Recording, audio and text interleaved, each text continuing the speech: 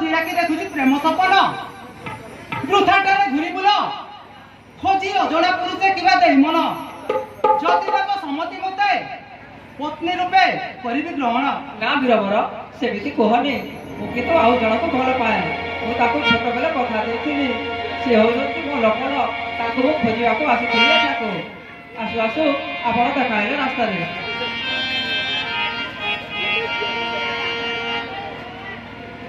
ମଉସା ପ୍ରଣାମ ମଉସା।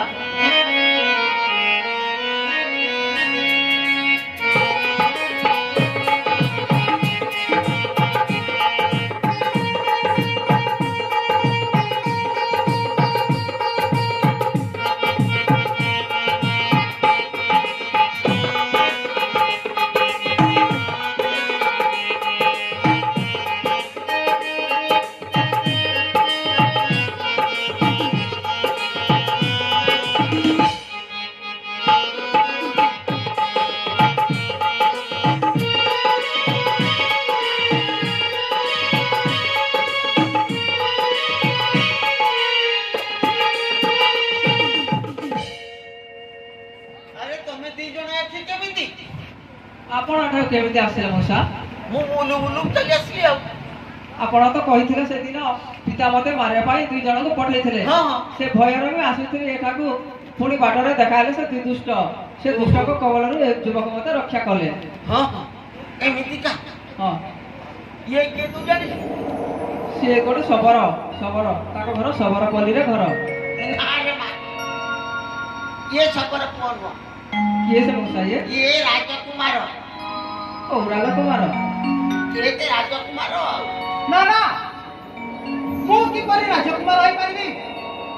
ମୁଁ ଜଣେ ଶବର ପୁତ୍ର। ତୁ ଜାଣିପାରିବୁନି ରେ ବାପା ତୁ ସାନ ଥିଲୁ ସେତେବେଳେ ତୁ ଜାଣିନୁ କିଛି। କି କଥା କି? କହିବି କୁହନ୍ତୁ କହିବି କୁହନ୍ତୁ। ଶୁଣ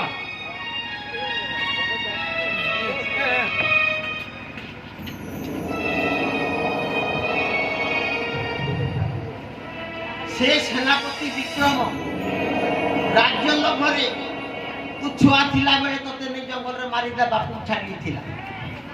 ମୁଁ ତତେ ନେଇକି ସେ ଶବର ପଲ୍ଲୀରେ ଛାଡ଼ି ଦେଇଥିଲି ରେ ବାବା। ତାହେଲେ ଆପଣ ତ ନିଶ୍ଚୟ ଜାଣିଥିବେ ହଁ ମୁଁ କିନ୍ତୁ ରାଜପୁତ୍ର ବୋଲି ମୁଁ ଜାଣିନି।